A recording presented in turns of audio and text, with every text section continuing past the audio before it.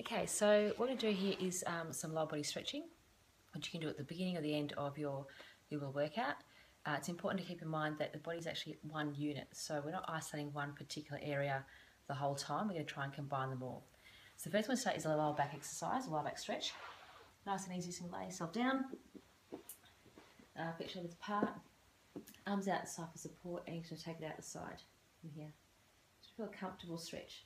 Now if you can't reach your knees all the way down, you can place your hand down the side and use that as support. So I'm actually resting on my elbow. That's what's taking over the weight from the floor, and my hands just holding my legs from here. Holding stretches about 3 to 5 breaths from there, and lift the top leg over, and the other side. It's a nice comfortable stretch.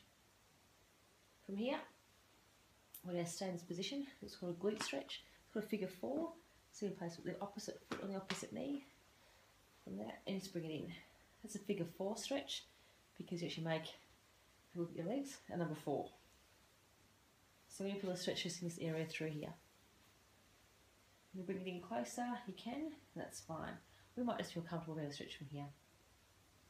The other thing you can also do is, apart from bringing it in centre, just take it across slightly, so my knees more aligned with my chest, and the same thing, bring it in. That just brings the stretch over slightly more to the side from here.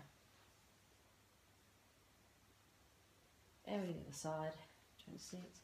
Bring it centre, so now I'm aligned with this leg with my chest, or take it across and bring it in this way.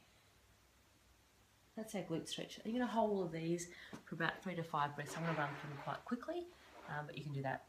We've got our lower back, our glutes, now it's for our hamstrings. Tuck the leg in from there, and you just basically walk your fingers down or reach down to the foot. And if you can't reach your toes, that's okay. Aim for the knees, the lower leg, your shoelaces if you need to. The idea is staying upright, keep breathing, and opposite arm to leg goes across. Because look, I can kind of get that kind of quite far down. If I try on the other side, it's a bit more an increase in stretch. So keeping the body nice and centered, opposite foot, opposite hand, reaching down. Just a nice comfortable stretch. But when you do stretch, the idea is you stretch about, say, a 6 to 7 out of 10.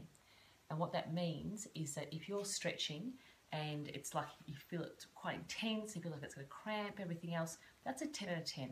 Your body's actually going to fight that. So what you're going to try and do is bring it back to where you're in negotiation with your body to say, I'm stretching, but it's safe, it's not going to hurt you. And what happens then is the muscles actually, if they're tight, they're comfortable enough where they're going to actually allow yourself to lengthen. You almost get a sensation of the body easing off the stretch. So if you hold it for 3 to 5 breaths, that's eased off. You can then come back out of it if you want to, or you can go a little bit deeper into the stretch. Same thing, 3 to 5 breaths. If after 3 to 5 breaths it's still really tight, just back it off slightly. Hold that position to where you feel comfortable stretch. Remember, aiming for say 6 or 7 out of 10. Let the stretch ease off and then increase the range again. This is called safe stretching. If you overstretch, or if you ever had someone else stretch you and you're almost like fighting against them, your legs shaking, everything else, your body's going to guard against it. So that's not effective stretching. So make sure you change over if you haven't done so. Pushing both sides from there. That's our hamstring stretch. From here we actually come back over for calf stretch.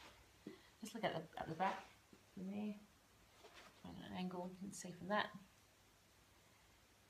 So you'll see my knees straight. Same stretch, going to bend the knee. The stretch goes a bit lower. We actually have 2 muscles in our lower leg or our calf, and this one stretches one with a bent knee, and a straight knee stretches the other. I'm going to combine all of those areas. Now some of you may or may not feel comfortable doing this, it's okay. Just take it easy. It's just another option. It's called a downward dog. So the yoga thing. From there, hands flat, feet flat. You tend to start your head sort of forward. You actually drive yourself, so pushing your head through your shoulders. It's quite an intense stretch. Don't hold it for too long if it's uncomfortable, and just come back out again from there. And back pushing through. So that's just quite a basic stretch routine. We had a lower back, legs other side laying down. We had a figure 4 glute stretch. we had our hamstring stretch. One more, we've got our quad stretch also to do. You can start standing up or laying down, it doesn't matter.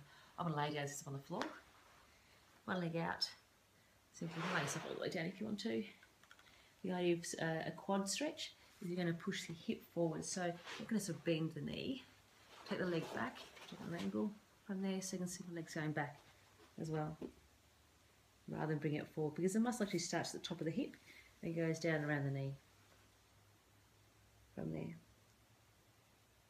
And relaxing the leg as you're stretching. So that's a little stretch routine. You can do that at the beginning or the end, different rest days, a little stretch routine. So take it easy, make sure you stretch your body. Recovery days are also important. That's where our bodies get actually build up and get stronger. So don't necessarily overdo your stretch day, or your rest days. Stretching is a great way to rest and recover as well. So enjoy your workout, and I'll see you soon.